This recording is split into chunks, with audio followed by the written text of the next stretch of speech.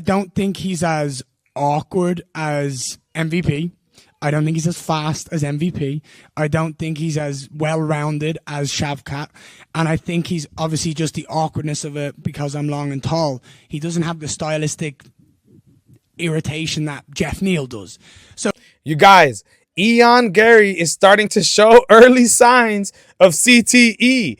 I mean, the evidence is right in front of our faces, you guys. I know he doesn't take the most damage in his fights as he tends to, box his way to victory a lot, you guys. But hey, at least not in his last fight. But guys, I'm telling you right now, Garry is starting to show signs of CTE. And I got a couple clips to prove that I am correct today, you guys. Check this out, man. I'm not Neil Magny.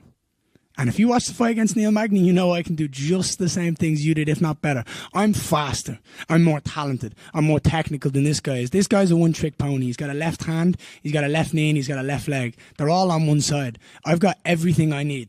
I can beat him everywhere for every second of this fight, and that's my plan on Saturday night. No, he's known for Carlos is known for smoking cigarettes and taking shots. I know that you're really into your health and your diet and things like that. What are your thoughts on Carlos smoking cigarettes? Do you think it affects his cardio? Look, the dude smokes American cigarettes, drinks Irish whiskey. Meanwhile, I'm in Brazil having Guaraná, Açaí, and Paçoquita. I'm more Brazilian than this guy is. Do you know what I mean? So I'm not only this, I've got his whole country wanting me to win. And I think that's just, look, that's his life choices. That's nothing for me to get involved in. Do you know what I mean? He can do whatever he wants with his life, and we can all sit here and talk about it. At the end of the day, Saturday night, he's going to step into the octagon with someone who's a complete professional. I'm going to manhandle him any way, shape, and form I want. I will manipulate him, and there's nothing he can do to stop me.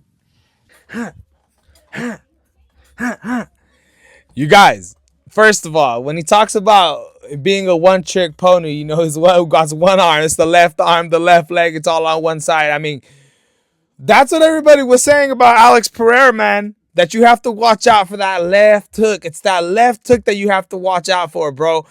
But, dude, you've seen the success that bro was able to have in the UFC, and you want to still try to be like that with Carlos Prates?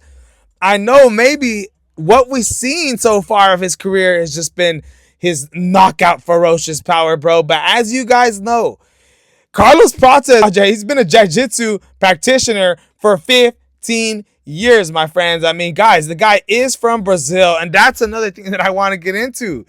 Garry saying he's more Brazilian than Carlos Prates is absolutely ridiculous, my friends. Now, that's why I'm saying that there's some CTE that's starting to develop here, you guys, because, hey, before Garry even met his wife, Mrs. Machado, he was never even a Brazilian lover. I'm telling you guys right now, you guys, before he even met his wife, guys, Garry was an Ireland-born fighter, and he backed up Ireland when he came in here, my friends. And I'm telling you right now, he is not more Brazilian than Carlos Prates. And he's saying that the fans are behind him, that the fans are backing him up before they are Carlos Prates. You guys, I want to put up a poll, and I wish we could see what Brazilians actually think, man. Do they like Carlos Prates more, or do they like Garry more, my friends? Man.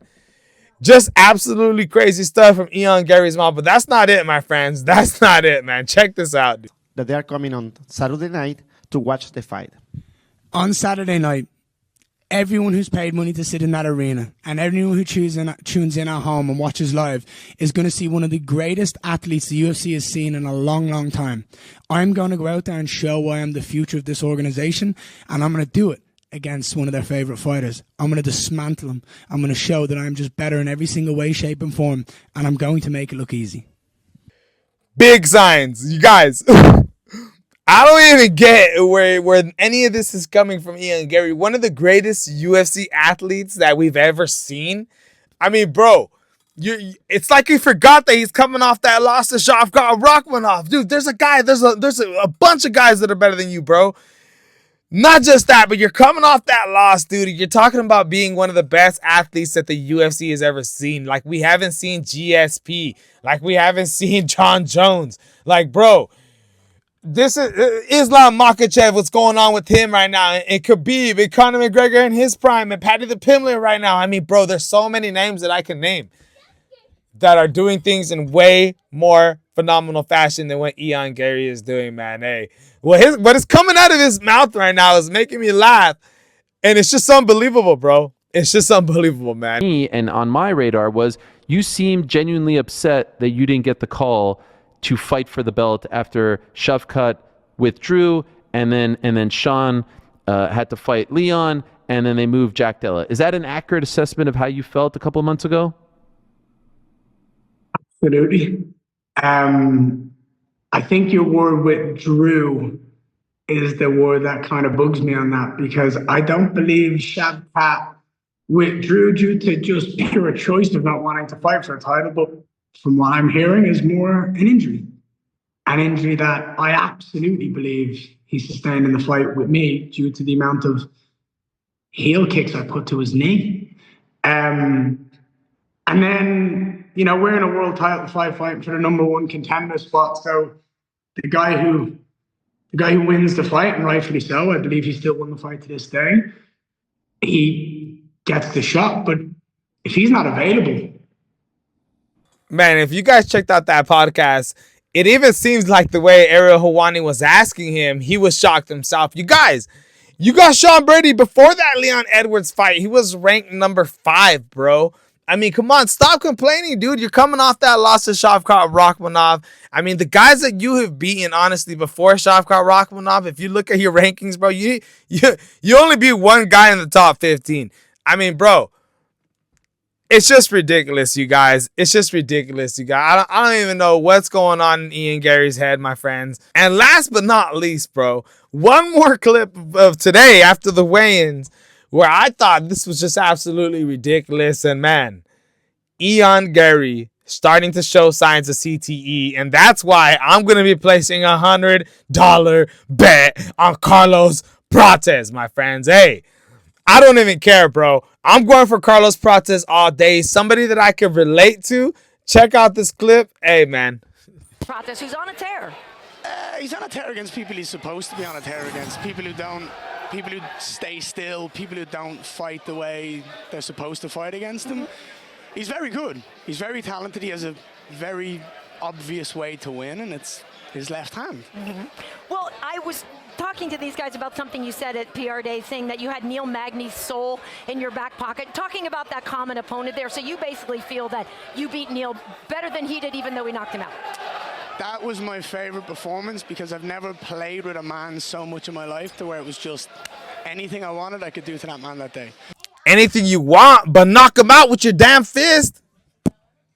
It was fun, and you understand it from a striker's delight when you can just pick someone apart. You almost don't want to finish them sometimes. Okay. It's so much fun to just go, you're here and there's nothing you can do about it right now. Stand back up, get back up. Look, he's done well. He's done really well against opponents like Neil Magny and the Leech and stuff like that, but he's never seen anyone with the speed that I possess. He's never seen anyone with the techniques that I have, with the opportunities that I can bring to him. And that's the whole point of the matchup. You know what I mean? He's on a tear. He's on a 10-fight knockout streak. Good job. Shavkat was on an 18-fight finish streak. How did that fight finish? He looked depleted at the end of the fight. This guy's not going to make it past 2 rounds with cardio. So if he makes it out of 1, great, good job. I don't see him getting out of 2, and if he gets to 3, 4, 5, I'm going to be doing the exact same thing I did to Neil Magny with Carlos Prates. Bro, he's capping. He's capping all day. Bro, I'm calling cap on every single thing that Ian Garry says. I mean, dude, you wish that you could have finished the fight as early as Carlos Prates was able to do it, man. He slept them. Ian Garry, man, I know he was like kicking the shit out of him. Don't get me wrong, bro. But the fact that you try to sit there and you try to act like you wanted it to go to decision, that you wanted it to go that long with Neil Magny. Bro, stop capping. That's my honest opinion right there, bro. He's capping on that. And then he's sitting there. He's standing there saying, yeah, and 18, Shavkat Rakhmonov was 18-0, and you seen what happened with that fight. Bro, you lost that fight. I don't know what the hell is going on with Ian Garry. He's looking for the positive in every single loss and every single thing that is happening bad with him. But, bro, you lost that fight with Shavkat Rakhmonov. Get it in your head already, my friends.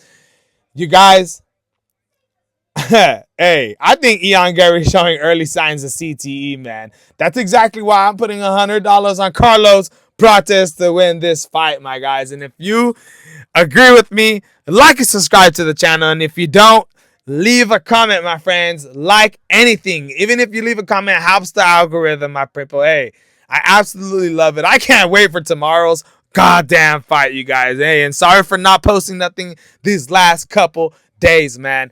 We've been real busy. We're moving into a new place, you guys. We'll be in there on the 1st. I can't wait for that. But till then, stay tuned, man. We got some absolutely ridiculous fights tomorrow, my friends. I'm out.